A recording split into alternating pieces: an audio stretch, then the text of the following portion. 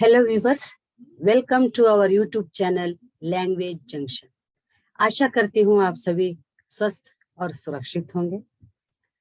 आप सभी से विनती है कि वीडियो स्किप ना करें, क्योंकि इस वीडियो में सिर्फ और सिर्फ आपके लाभ की बहुत ही महत्वपूर्ण बात बताने जा रहे हैं।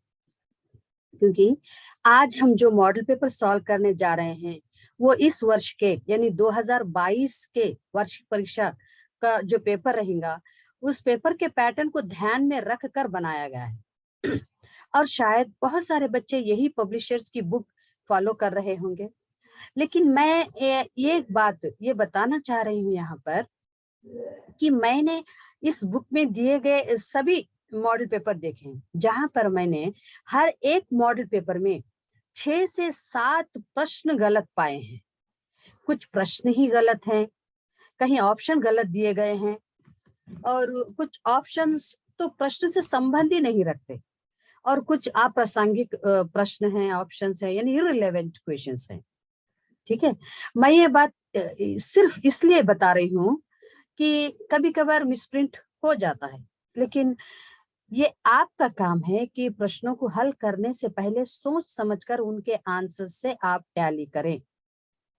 मैं इस वीडियो में वो सारे प्रश्न भी बताऊंगी जो गलत हैं और साथ में सही प्रश्न या सही उत्तर क्या होना चाहिए वो भी बताने का प्रयत्न करूंगी।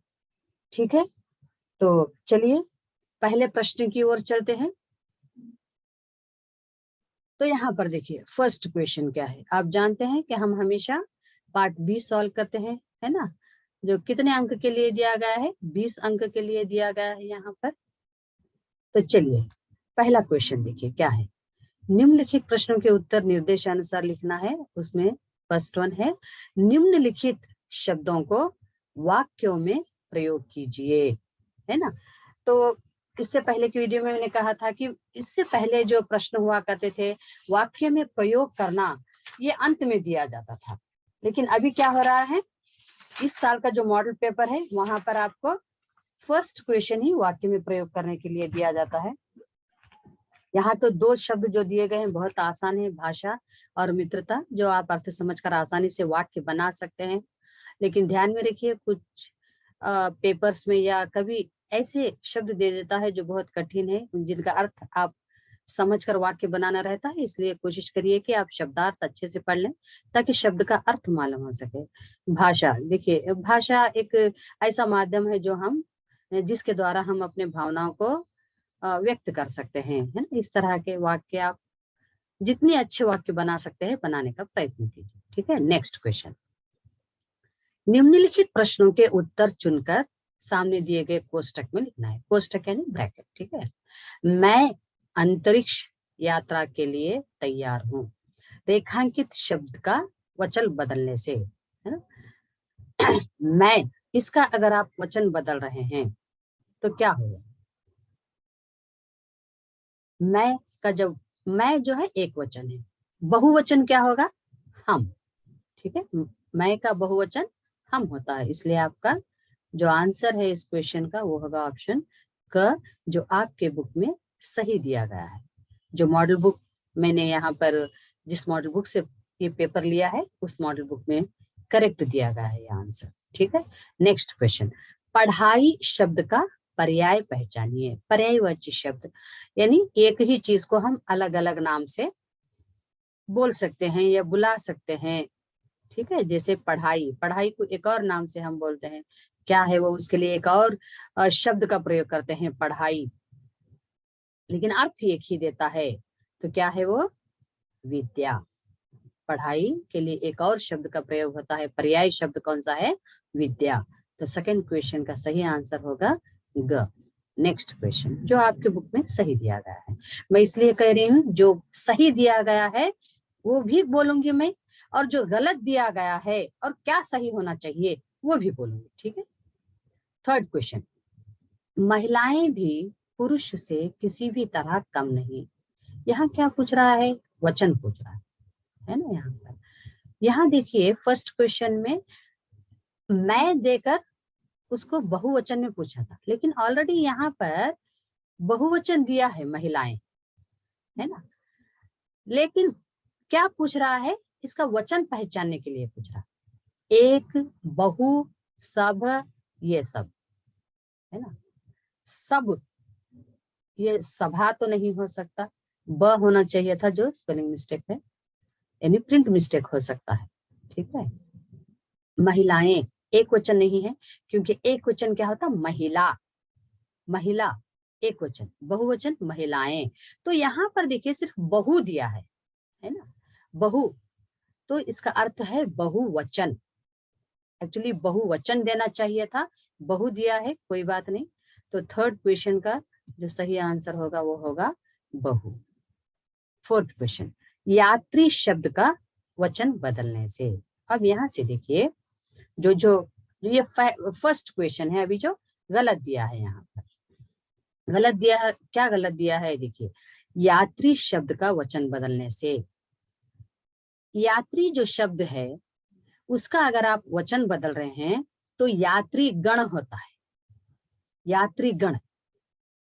लेकिन आपके की आंसर्स में इसका जो बहुवचन दिया है वो यात्रियां दिया है, यात्रियां नहीं होता, यात्री, यात्रीगण। हाँ, जब आप वाक्य में प्रयोग करते हैं, जब बदल जाता है, जैसे यात्रियों से निवेदन किया जाता है, जैसे लड़का है, लड़का, इसका बहुवचन क्या है? लड़के, एग्जैक्ट बहुवचन लड़के है। ठीक है। लेकिन जब वाक्य में प्रयोग करेंगे आप, लड़कों को बुलाइए, लड़कों, ये बहुवचन नहीं हो सकता फिर लड़के का, समझे आप? लड़का है तो लड़के हुआ, लड़कों को बुलाइए, लड़कों, ये बहुवचन नहीं होता, क्योंकि वाक्य में जब प्रयोग कर रहे हैं हम तो वहां उस तरह हो रहा है। तो यहाँ पर यात्रियों भी नहीं हो सकता।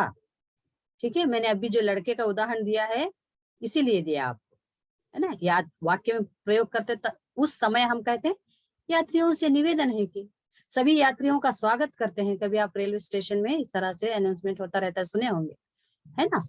तो यहाँ पर कोई ऑप्शन सही नहीं है, यात्री, यात्रीगण होना चाहिए। ठीक है।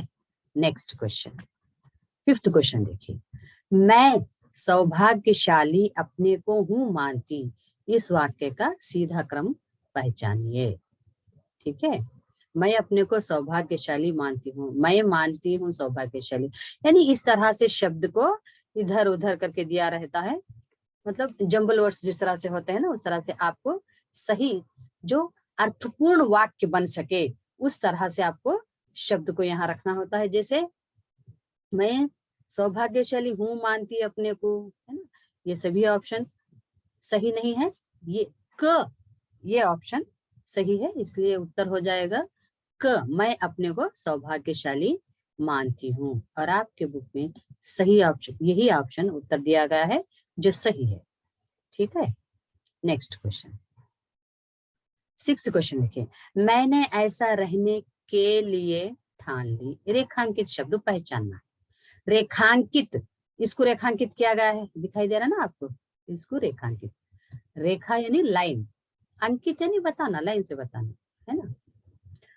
तो अब यहाँ पर कहावत, कारक, मुहावरे, क्रिया विशेषण दिया गया, और इस मॉडल पेपर के जो की आंसर्स है, अंत में जो की आंसर्स दिए गए हैं उसमें इसका जो आंसर है ऑप्शन ग दिया गया है, यानी मुहावरे दिया गया है। क्या ये सही है? के लिए मुहावरा हो सकता है क्या? के लिए, मैंने ऐसा रहने के लिए ठान ली, ठीक है, ये पूर्ण वाक्य है और वो भी मुहावरा नहीं है ना। लेकिन पर्टिकुलरली कह रहा है कि रेखांकित शब्द जो डैश, जो यहाँ पर इस तरह से अंकित किया गया है ना, के लिए इसको अंकित किया गया है। और के लिए किस में आता है? क्या कहावत में आता है? क्या क्रिया विशेषण है? मुहावरे तो नहीं हो सकता, कहावत नहीं हो सकता, क्रिया विशेषण नहीं है, यानी किसी काम की विशेषता नहीं बता रहा है यहाँ पर। तो क्या है? कर्ता ने कर्म को करण से संप्रदान के लिए, यह है कारक, है ना, कारक है। जो यहाँ पर ग दिया गया है वो गलत है, सही ऑप्शन क्या होना चाहिए था? ख, कारक।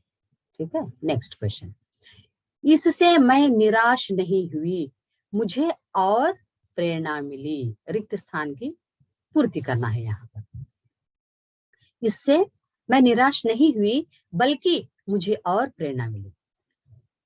इसलिए मुझे प्रेरणा मिली, ये नहीं हो सकता है ना, वाक्य गलत हो जाएगा वहां पर। और मुझे और प्रेरणा मिली, वो भी गलत हुई। यदि मुझे, ये भी गलत। क्या होगा यहाँ पर, बल्कि मुझे और प्रेरणा मिली। 7th वन, ये आंसर सही है ख। और आपके जो मॉडल पेपर बुक है उसमें भी सही दिया गया है। Next question. आज आप एक सफल अंतरिक्ष यात्री हैं। ठीक है, देखिए यहाँ पर अंतरिक्ष यात्री है ना, एस्ट्रोनॉट जिसे कहते हैं। यात्री कोई व्यक्ति हो सकता ना, यात्री तो व्यक्ति ही होता है हा? यहाँ पर जो वाक्य के अनुसार तो, और जगह का नाम हो, कोई चीज का नाम हो, किसी व्यक्ति का नाम हो, कोई जानवर हो, कोई भाव है, हम उसे उसको क्या कहते हैं, संज्ञा के नाम से जानते हैं, है ना। संज्ञा है ना ये सारी, ये जितने भी मैं अब नाम बताइए आपको, चाहे जगह का नाम हो हैदराबाद या बैंगलोर, ये संज्ञा है। कोई व्यक्ति है रमेश, राजेश, लड़का, ये सब व्यक्तियों के नाम है ना। जगह का नाम है, भाव है बचपन, बुढ़ापा, है ना, ये संज्ञा है, भाववाचक संज्ञा होती है। लेकिन यहाँ पर यात्री को आपके मॉडल बुक में सर्वनाम उत्तर दिया गया है। ये सर्वनाम हो सकता है, संज्ञा के स्थान पर जो शब्दों का प्रयोग होता है वो सर्वनाम होता है ना, ये वह कुछ, है ना। लेकिन यहाँ पर कौन, ये सब सर्वनाम है। लेकिन यात्री क्या है, संज्ञा होता है ना, संज्ञा होता है। जो यात्रा करता है वो यात्री कहलाता है। लेकिन यहाँ पर आपको क्या दिया गया है, सर्वनाम दिया गया है, जो गलत है। सही आंसर इसका होना चाहिए था संज्ञा। तो 8th क्वेश्चन का सही आंसर क्या है, संज्ञा। Next question. मेरे भाई ने नेवी में भर्ती हुए, इस वाक्य का वाक्य पहचानिए बोलकर दिया। वाक्य का वाक्य पहचानिए, तो क्या पहचानना यहाँ पर, वाक्य का वाक्य। देखिए, ये वाक्य का वाक्य नहीं है, वाक्य का वाच्य है। वाच्य पहचानिए, कर्तृवाच्य, कर्मवाच्य, भाववाच्य, है ना, ये वाच्य पहचानिए बोलकर है। एक तो इसको सही कर लीजिए। दूसरा, मेरे भाई ने नेवी में भर्ती हुए, जब हम पढ़ रहे हैं वाक्य तो ही देखिए किस तरह दिख रहा है वाक्य, बहुत ही अटपटा सा, है ना। क्यों यहाँ ने का प्रयोग हुआ है। ने का प्रयोग केवल भूतकाल में होता है, लेकिन उसके साथ साथ याद रखिए सकर्मक क्रिया होना चाहिए। भूतकाल की भी सकर्मक क्रिया होना चाहिए, वहां पर ने का प्रयोग होता है। मेरे भाई ने पत्र लिखा, कर्म है वहां पर, है ना। तो यहाँ पर मेरे भाई ने नेवी में भर्ती हुए, है ना, ये गलत है।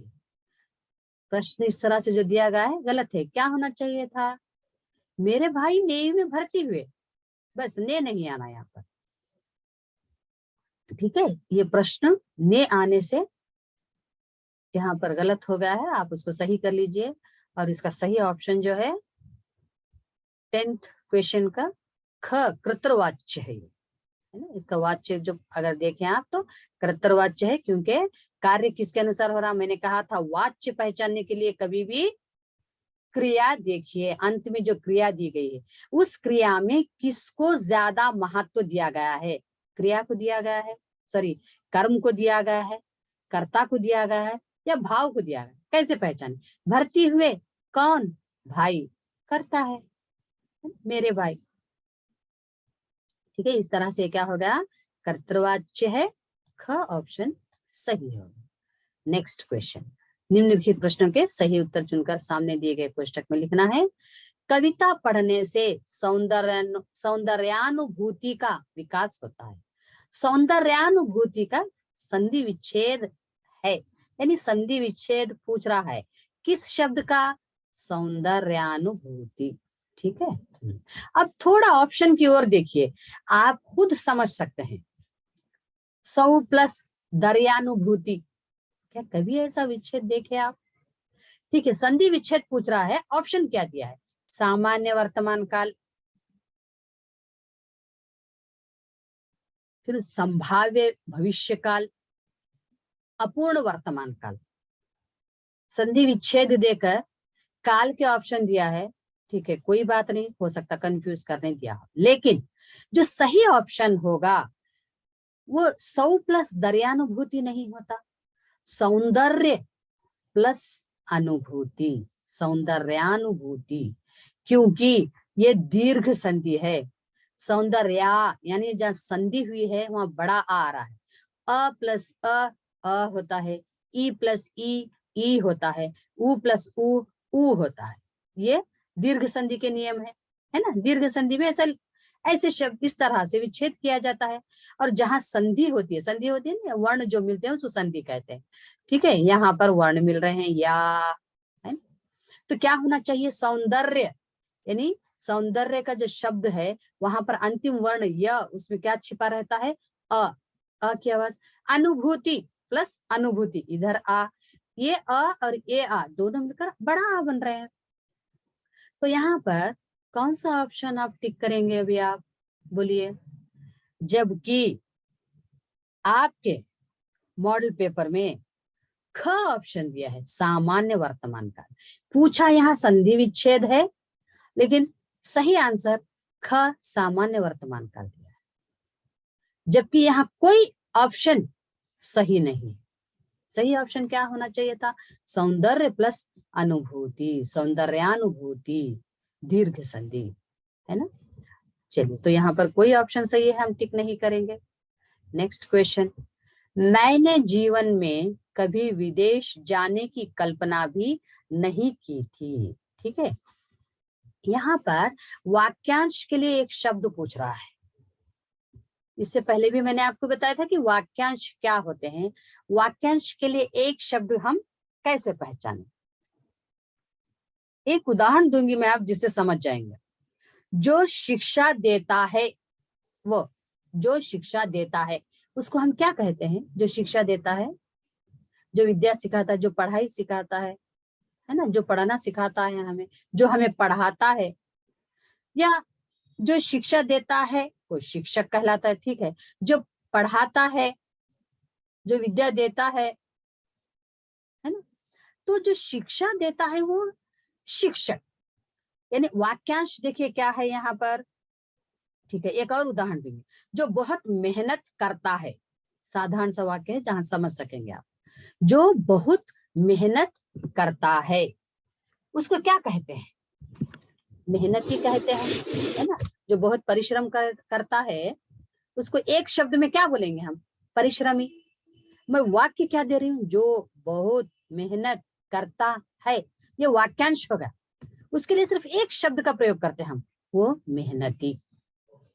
तो यहां पर मैं ये बताना चाह रही हूँ आपको कि मैं जीवन में कभी विदेश जाने की कल्पना भी नहीं की थी। ये वाक्यांश किस प्रकार का वाक्यांश है? वाक्यांश भी है तो इस यहाँ शब्द क्या है उसके लिए? कल्पनाहीनता, अकल्पनीय, विकल्पनीय। यस, मैंने जीवन में कभी विदेश जाने की कल्पना भी नहीं की। जबकि आपके जो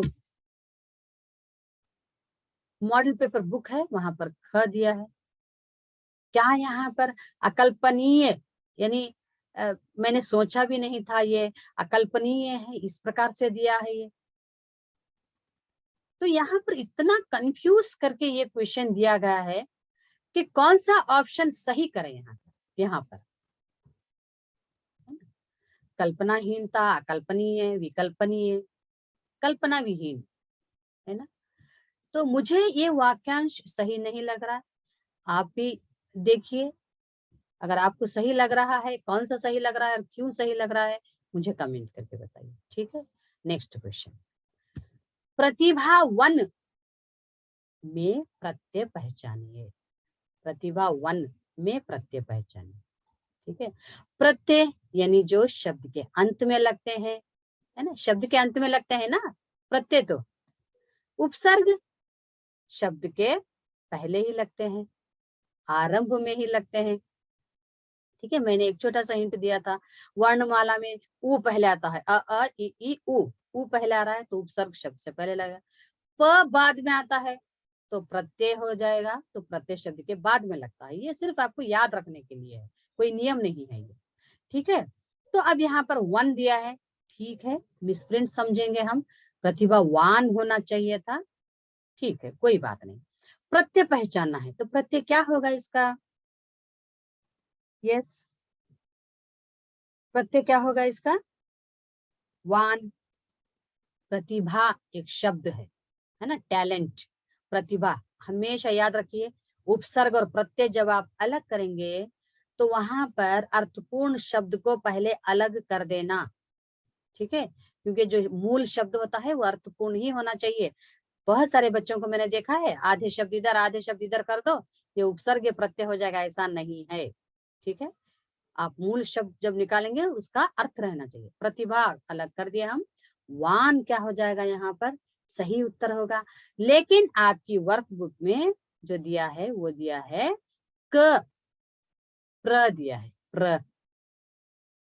कि भावान कोई अर्थ हो रहा है, और वैसे यहाँ प्रत्यय पूछकर यहाँ पहला जो है उपसर्ग के स्थान पर प्र अगर आएगा, नहीं ये तो शब्द के अनुसार ये भी गलत है। ठीक है, तो ये गलत है ना।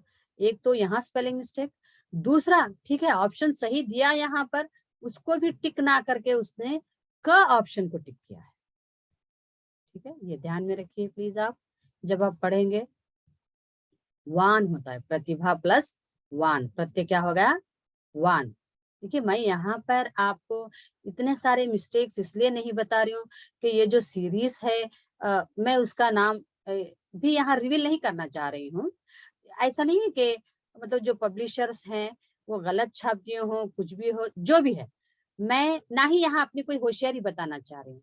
बस मैं ये बताना चाह रही हूँ आपको, इस तरह के जो मॉडल पेपर दिए गए हैं, बहुत सारे बच्चे फॉलो कर रहे हैं, इसको मिसप्रिंट समझकर आप ध्यान से उस प्रश्न को देखिए, ऑप्शंस को देखिए, और सही क्या होना चाहिए ये देख कर टिक करिए। अंधाधुंध बस वहां की आंसर्स में दिया गया है यही सही है, ऐसा बाय हार्ट मत कीजिए। व्याकरण बाय हार्ट नहीं किया जाता, समझा जाता है। ठीक है, नेक्स्ट क्वेश्चन। भारत के गांव गांव में प्रतिभाशाली बच्चे हैं, क्या पूछ रहा है? रेखांकित शब्द का भेद क्या है? क्या आपको कोई शब्द यहाँ पर रेखांकित दिख रहा है? कोई शब्द पर रेखा से अंकित किया गया है किसी शब्द को? यस, अंडरलाइन किया गया है क्या किसी वर्ड को? रेखांकित यानी अंडरलाइन करना, किसी शब्द पर नहीं किया, तो फिर हम क्या समझे? बोलिए, यहाँ सर्वनाम, संज्ञा, विशेषण, कारक दिया है। अगर भारत को अंडरलाइन करें तो संज्ञा हो जाएगा, गांव को अंडरलाइन करें तो संज्ञा हो जाएगा, में फिर ये कारक हो जाएगा, है ना, अधिकरण में पर ये हो जाएगा। ठीक है, प्रतिभाशाली बच्चे, प्रतिभाशाली को अंडरलाइन करेंगे तो विशेषण हो जाएगा, बच्चे अंडरलाइन करेंगे तो फिर वो संज्ञा हो जाएगा, हाई अंडरलाइन करेंगे तो क्रिया हो जाएगा। तो फिर हम क्या समझे और किसको यहाँ पर हम टिक करें, है ना, किसको टिक करें? क्योंकि यहाँ तो कोई अंडरलाइन, कोई शब्द अंडरलाइन नहीं किया गया यहाँ पर। यस, और आपका जो मॉडल पेपर है उसमें ख की आंसर्स जो है उसमें ख संज्ञा दिया गया, तो क्या संज्ञा भारत को अंडरलाइन किया गया है, गांव को अंडरलाइन किया गया है, बच्चे अंडरलाइन किया गया है? यहाँ कंफ्यूजन है ना।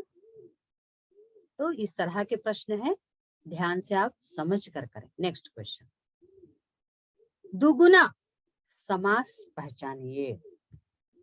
दुगुना बहुत आसान है ना। प्रथम जो पद है, पहला जो पद होता है, समास को अलग करके लिखने को हम विग्रह कहते हैं। पहला पद यहाँ पर संख्या होता है ना, संख्यावाचक होता है हमेशा। दुगुना क्या हो जाएगा, कौन सा समास हो जाएगा? ये द्विगु समास। बहुत आसान है। नेक्स्ट क्वेश्चन देखिए, पुरस्कार संधि विच्छेद पहचानिए। ठीक है, पुरस्कार ये विसर्ग संधि है। आहा जो है ना उसको हम विसर्ग कहते हैं, है ना, तो ये विसर्ग संधि है। और विसर्ग संधि पहचानना बहुत आसान है, क्योंकि यहाँ पर विसर्ग आ जाता है, पुरः प्लस कार, पुरस्कार। लेकिन आपके मॉडल पेपर में जो आंसर दिया है, क्या दिया गया है, वहां पर घ दिया गया है, पुरो प्लस कार।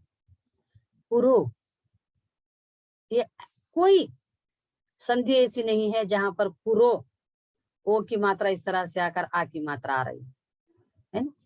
पुरो प्लस कार दिया है, जो बिल्कुल गलत है ना। तो इसका सही ऑप्शन जो है, सही उत्तर क्या होना चाहिए था, पुरः प्लस कार, पुरस्कार।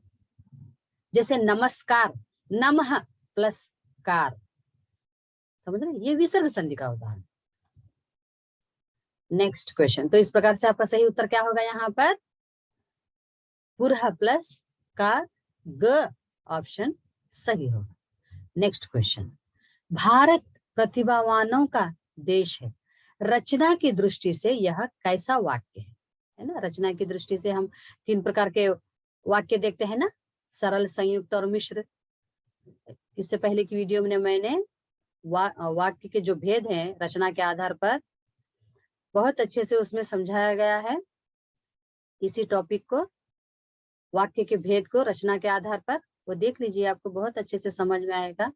भारत प्रतिभावानों का देश है, ये किसी भी योजक चिन्ह से नहीं जोड़ा गया है, 2 वाक्यों को यहाँ पर नहीं जोड़ा गया है, इसलिए ये कौन सा वाक्य होगा, सरल वाक्य, जो आपके मॉडल पेपर बुक में सही दिया है। ठीक है, नेक्स्ट क्वेश्चन, यहाँ पर देखिए 18th क्वेश्चन, कामना इस शब्द का विलोम शब्द।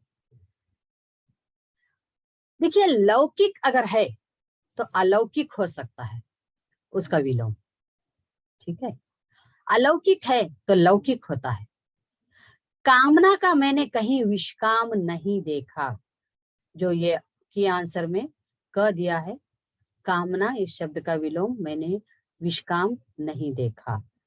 ठीक है, तो यहाँ पर ये प्रश्न, ये ऑप्शंस में ये कामना, इसका विलोम मैंने कहीं नहीं देखा, इसलिए अगर आपको मिल जाए तो आप मुझे कमेंट बॉक्स में आंसर दे सकते हैं। ठीक है, नेक्स्ट क्वेश्चन, दुनिया में लाखों वैज्ञानिक थे, रेखांकित शब्द का प्रत्यय पहचानिए। देखिए, यहाँ भी रेखांकित नहीं किया गया है ना, तो हमें समझकर अगर रेखांकित करना है यहाँ पर, अकॉर्डिंग टू ऑप्शन अगर हम यहाँ करें तो वैज्ञानिक को अगर हम अंडरलाइन करें, रेखांकित करें, तो विज्ञान प्लस इक, वैज्ञानिक, इक यहाँ पर क्या हो जाएगा, सही आंसर हो जाएगा।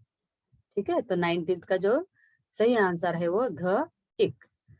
20th क्वेश्चन, चंद्रमा शब्द का अर्थ पहचानिए, है ना। बहुत आसान सा सवाल है ये। ठीक है, 19th और 20th इन दोनों प्रश्नों के उत्तर की आंसर्स में सही दिए गए हैं। चंद्रमा शब्द का अर्थ पहचानिए, क्या है चंद्रमा का अर्थ, यानी एक और शब्द हम क्या प्रयोग करते हैं चंद्रमा के लिए, चांद, है ना, जो बिल्कुल सही है। ठीक है, तो इस तरह से कुछ क्वेश्चंस, देखिए आपने देखा होगा कम से कम 8 से 9 प्रश्न हो या ऑप्शंस हो, इस तरह से गलत हुए हैं। यहाँ पर टोटल 20 क्वेश्चंस में 9 क्वेश्चंस गलत हुए हैं। तो इसलिए आप अपने मित्रों से भी ये शेयर कीजिए ताकि उन्हें भी पता चले, ताकि वो भी सही आंसर को समझने में सक्षम हो सके। ठीक है, समझ रहे हैं आप लोग, और हो सके तो इस चैनल को सब्सक्राइब कीजिए, क्योंकि इस तरह से हम जब मॉडल पेपर हल करते जाएंगे तो वो मॉडल पेपर आप तक पहुंच सके और सही उत्तर आपको पता चले। और जिस किसी ने भी ऑलरेडी सब्सक्राइब कर दिया है, मैं उन्हें हृदय से धन्यवाद कहती हूँ। ठीक है, आशा करती हूँ कि आपको ये वीडियो अच्छा लगा होगा। फिर अगले बार अगली वीडियो में एक और प्रश्न पत्र हल करेंगे हम। तब तक के लिए घर पर रहिए, स्वस्थ रहिए, सुरक्षित रहिए। ठीक है, धन्यवाद।